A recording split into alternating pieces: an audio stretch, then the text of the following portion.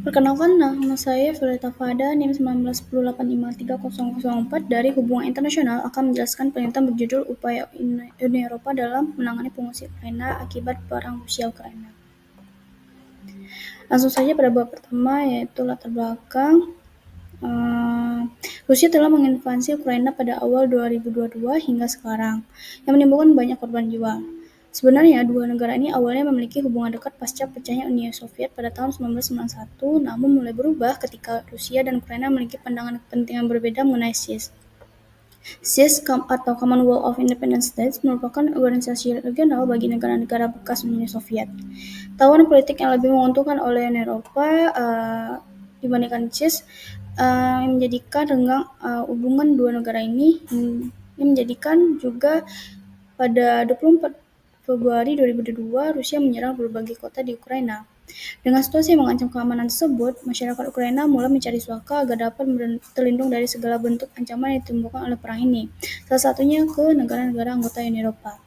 Uni Eropa merupakan organisasi yang peduli mengenai permasalahan pengungsi, terlihat dengan mereka meratifikasi Konvensi Jenewa 1961 serta mereka memiliki berbagai kebijakan dalam mengatur persoalan pengungsi di wilayah Uni Eropa, yaitu salah satunya mengenai CIS atau Common European Asylum System.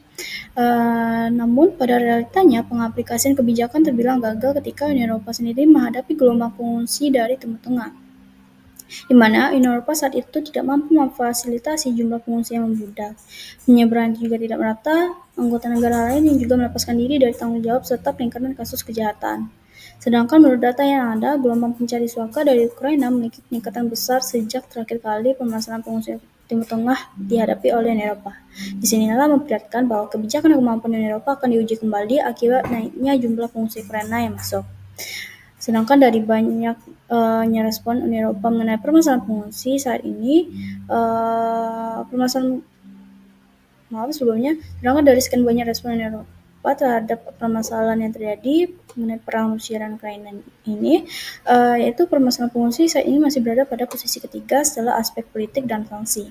Karena itulah peneliti tertarik untuk meneliti upaya Uni Eropa dalam menangani pengungsi Ukraina akibat perang Rusia-Ukraina. Selanjutnya yaitu rumus masalah. Perang Rusia dari Ukraina terjadi pada awal tahun 2022 dengan menginvasi wilayah di Ukraina. Perang ini menimbulkan banyak korban sehingga mengharuskan masyarakat Ukraina untuk mencari suaka, salah satunya yaitu Uni Eropa. Uni Eropa memiliki kepedulian besar terkait permasalahan pengungsi, terlihat berbagai kebijakan yang dimilikinya. Namun, dengan meledaknya jumlah pengungsi yang tertangan dan juga pengamanan gagal yang dialami Uni Eropa saat menghadapi besarnya gelombang pencari suaka sebelumnya pada tahun 2015-2016, menarik peneliti untuk membahas fenomena ini. Selanjutnya yaitu pertanyaan penelitian. Bagaimana upaya Uni Eropa dalam menangani pengungsi Ukraina akibat perang Rusia-Ukraina? Tujuan penelitian mendeskripsikan upaya Uni Eropa dalam menangani pengungsi Ukraina akibat perang Rusia-Ukraina.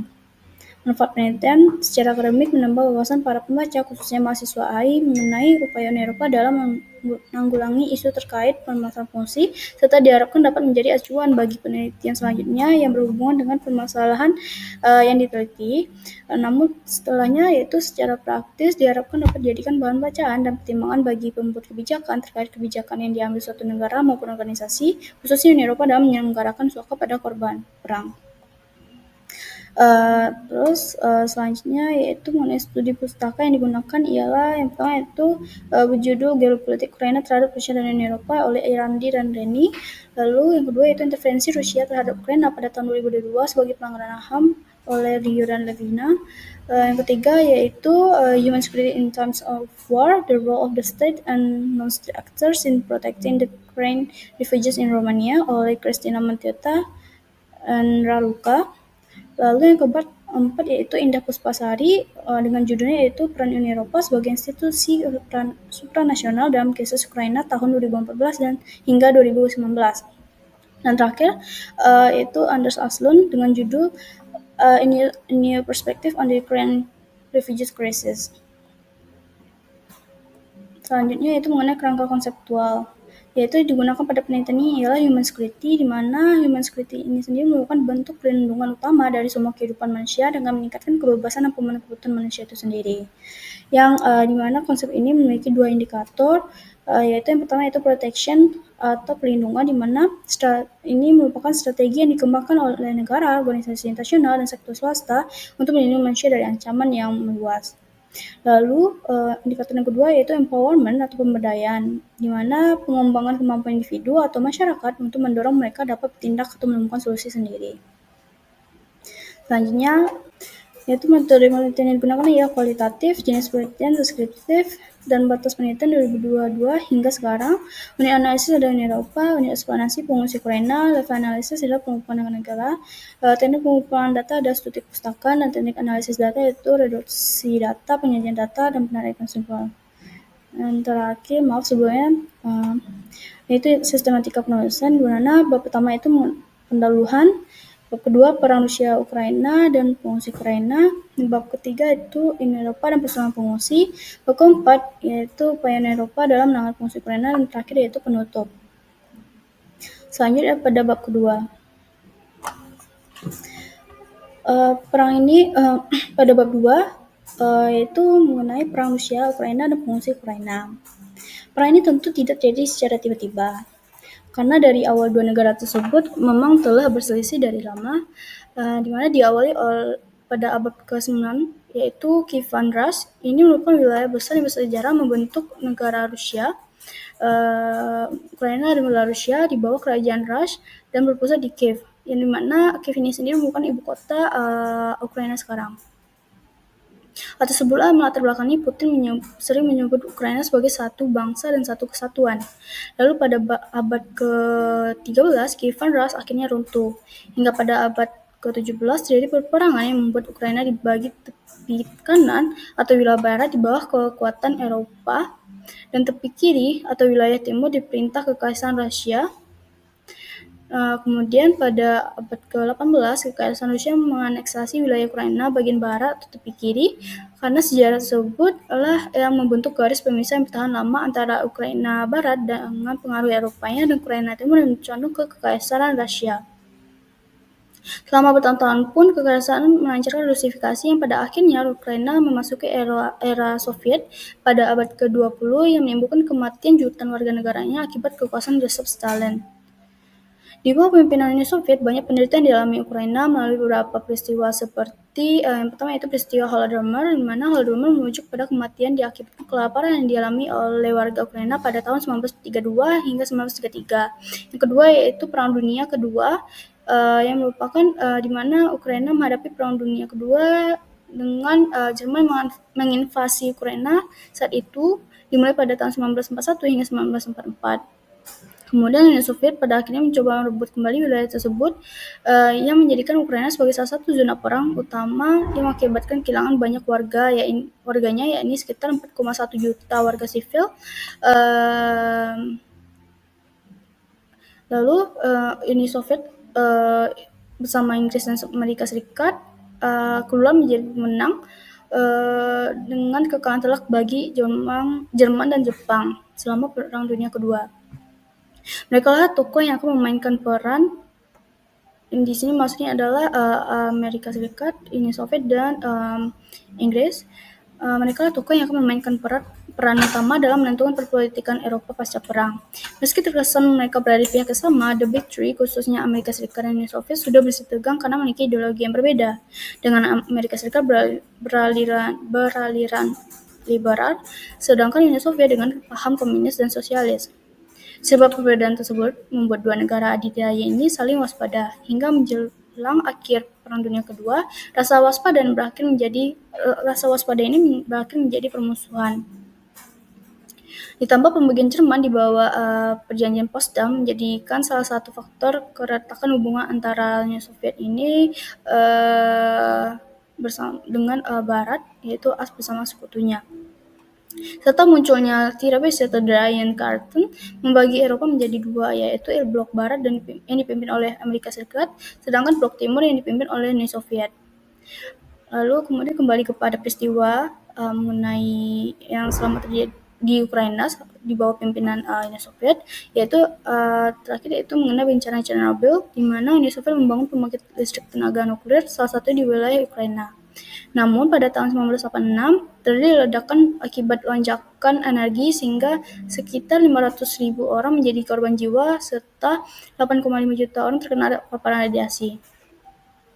Pada tahun 1991, dengan bubarnya Uni Soviet mendorong negara-negara di Eropa Timur mendapatkan kemerdekaannya. Salah satunya yaitu Rusia dan Ukraina.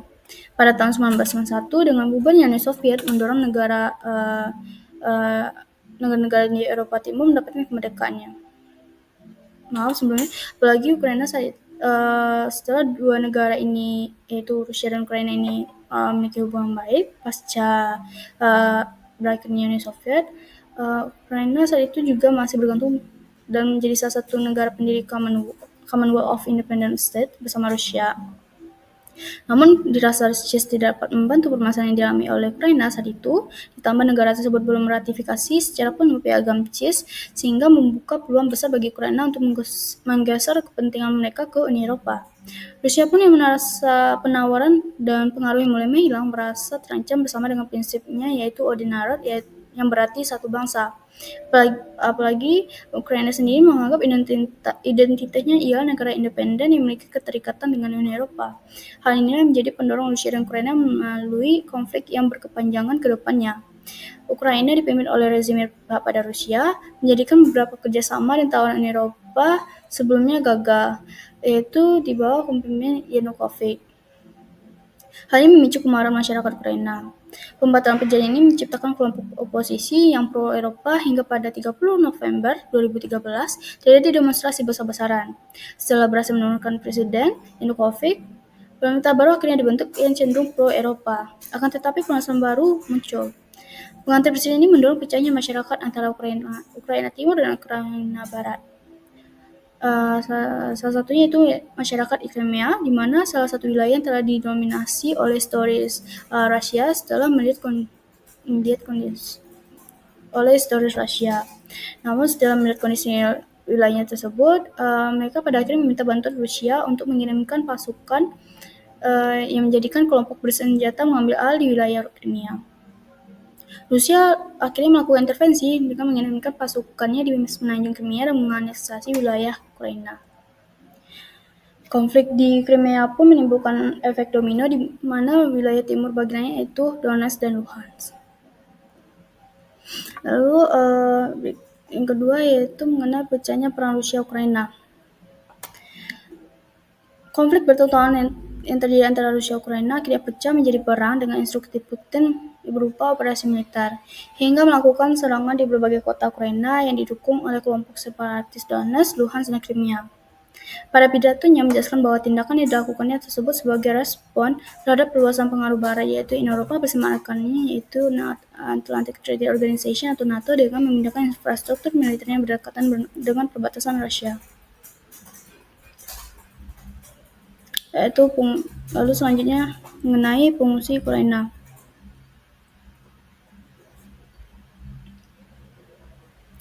Yang pertama yaitu diawali munculnya pengungsi Ukraina. Munculnya pengungsi Ukraina itu diawali oleh gelombang pengungsi Ukraina pada tahun 2014 hingga 2021, di mana ini menghasilkan jumlah korban dari konflik yang terjadi di Ukraina yaitu sebesar 51.000 hingga 54.000 orang. Lalu selanjutnya itu gelombang kedua yaitu dari 2022 hingga sekarang. Lalu berikutnya yaitu penyebaran pengungsi Ukraina. Penyebaran pengungsi Ukraina secara global berjumlah 6.579.700. Lalu untuk di negara-negara Eropa dan sisanya di luar Eropa yaitu 6 juta. Kalau untuk di negara-negara Eropa itu sekitar 6.021.400.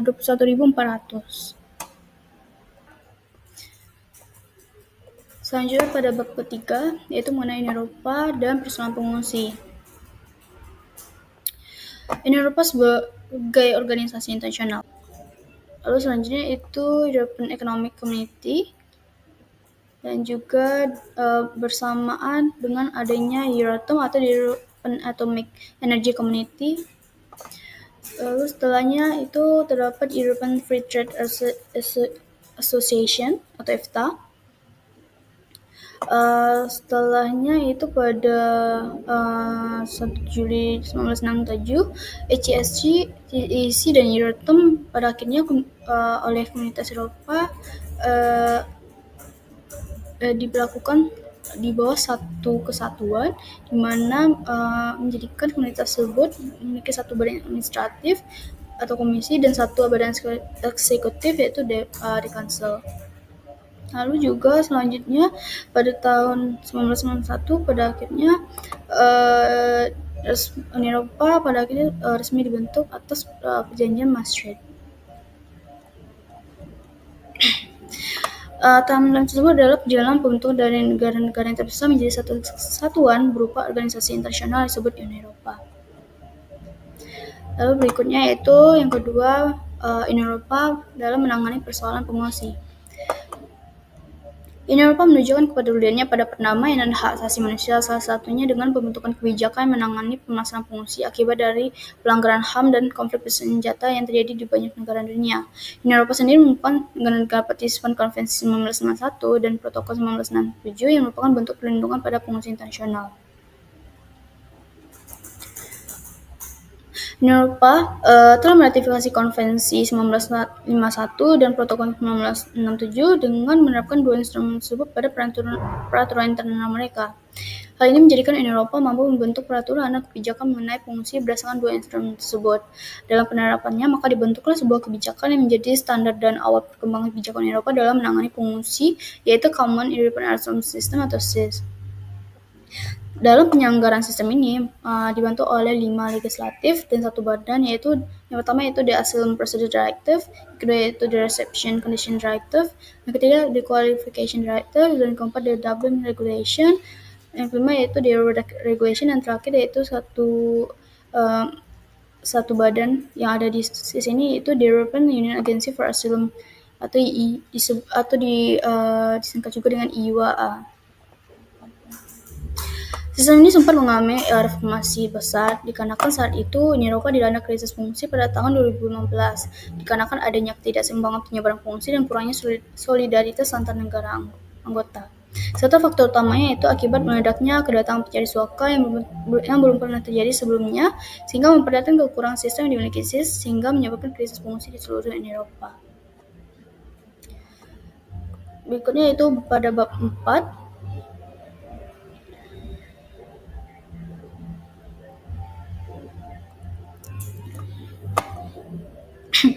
yaitu mengenai upaya Uni Eropa dalam menangani pengungsi Ukraina.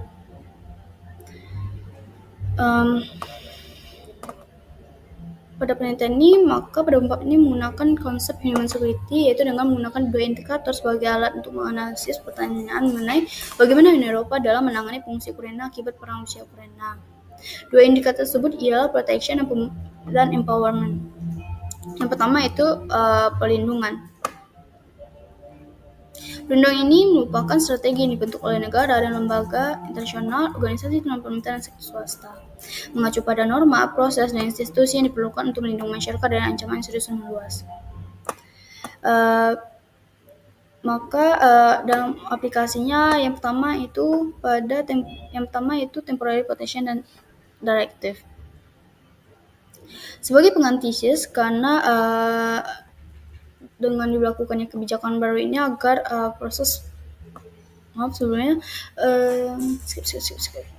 yang pertama yaitu Temporary Protection Directive. Uni Eropa menerapkan kembali aturan lama setelah perang di bekas Yugoslavia, yaitu pemberian perlindungan sementara atau Temporary Protection di setiap negara Uni Eropa hingga 3 tahun. Di mana sebagai pengganti SIS, karena dengan dilakukan kebijakan baru ini agar proses perlindungan pengungsi Ukraina lebih cepat tanpa ada birokrasi yang sulit. Yang kedua yaitu European Peace Facility. EPF merupakan instrumen keuangan untuk meningkatkan kemampuan Uni Eropa untuk menghentikan konflik, membangun dan memelihara perdamaian, serta meningkatkan keamanan dan stabilitas internasional. Dan juga dalam mencegah dan mengurangi risiko ancaman menjadi lebih luas. Hal itu di mana operasi ini maka memberikan dukungan pada pihak terkait secara langsung sehingga membantu Ukraina mempertahankan kedaulatannya menghadapi serangan Rusia. Dengan demikian, EPF berfokus pada stabilisasi konflik yang nanti memiliki dampak jangka panjang yang kemudian memungkinkan pengungsi untuk kembali ke negara asalnya sehingga mengurangi dinamika arus pengungsi. Yang terakhir pada indikator protection ialah solidarity platform, di mana dalam menunjukkan gerakan solidaritas di antara negara-negara Eropa, maka diluncurkanlah atau diciptakanlah Solidarity Platform pada 31 Mei 2022, di mana platform ini menyatukan negara anggota dan badan Uni Eropa dalam mengkoordinasikan dukungan pada masyarakat Ukraina yang mengatur penempatan pengungsi ke negara yang memiliki kapasitas penerimaan. Lalu yang kedua itu pada indikator kuda, pemberdayaan atau empowerment. Dengan bertujuan mengembangkan kemampuan individu dalam membuat pilihan tepat atas diri mereka sendiri, ditambah pemberdayaan juga memungkinkan individu berpartisipasi dan menemukan cara untuk menjamin keamanan diri sendiri dan orang lain. Maka dalam pengaplikasinya yang pertama yaitu akses pendidikan, di mana diberikan dana untuk pendidikan, pelatihan keterampilan, dan pengasuhan anak usia dini melalui dana kohesi Uni Eropa, dan juga ada juga penyediakan akses mata pembelajaran dalam bahasa Ukraina, dan juga diberikan akses ke program Uni Eropa dan pertukaran komunitas di itu. Yang kedua yaitu European Research Area for Ukraine.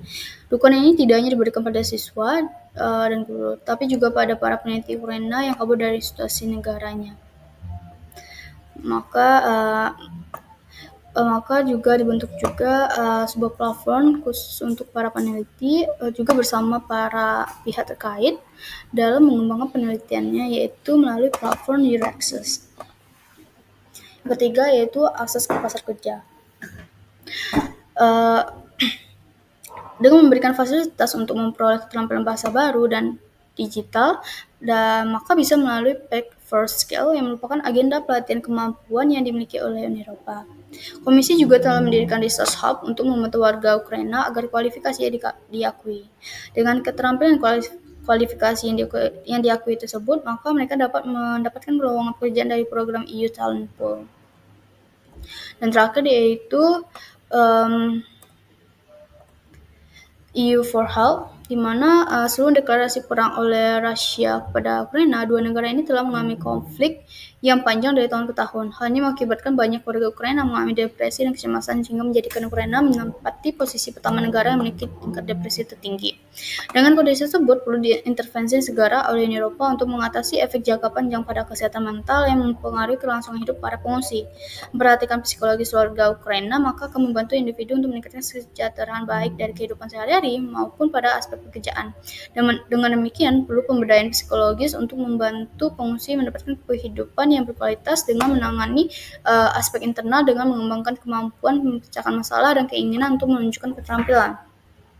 Oleh karena itu, European Health and Digital Executive Agency atau HDA merupakan badan eksekutif pengelolaan program dan inisiatif terkait pembangunan kembali Eropa setelah COVID-19 yang lebih hijau, lebih digital, dan siap menghadapi tantangan kesehatan yang akan datang. HDA sendiri memiliki program terbesarnya disebut dengan EU for Health. Pada 2022, program ini mulai membantu menangani pengungsi Ukraina dengan melakukan kerjasama dengan International Federation of Red Cross atau IFRC, berkolaborasi untuk memberikan layanan pertolongan pertama secara psikologis untuk mengatasi trauma yang dialami oleh orang-orang yang melarikan diri dari Ukraina serta dukungan ke kesehatan mental mereka. Dan bab terakhir yaitu bab kelima penutup mengenai kesimpulan yaitu kesimpulan dari penelitian ini, Uni Eropa sebagai organisasi internasional yang peduli akan perdamaian dan memiliki nilai atas kemanusiaan menunjukkan melalui ratifikasi Konvensi 1951 dan Protokol 1967 yang diaplikasikan pada peraturan internasional berupa CIS sebagai penetapan prosedur pengajuan dan permohonan suaka atas status pengungsi, namun gagal ketika pengungsi Timur Tengah masuk. Lalu Uni Eropa mencoba mengevaluasi sistem CIS, namun nyatanya pada penanganan pengungsi Ukraina, Uni Eropa sendiri tidak menggunakan sistem tersebut yang digantikan akhirnya menggunakan Temporary Protection Directive karena dianggap memperlama masuknya warga Ukraina, ditambah juga penanganan berdasarkan penanganan pada pengungsi Ukraina oleh Uni Eropa ini sendiri digunakan dengan dengan kerangka konsep human security oleh dua indikator, yaitu protection dan empowerment.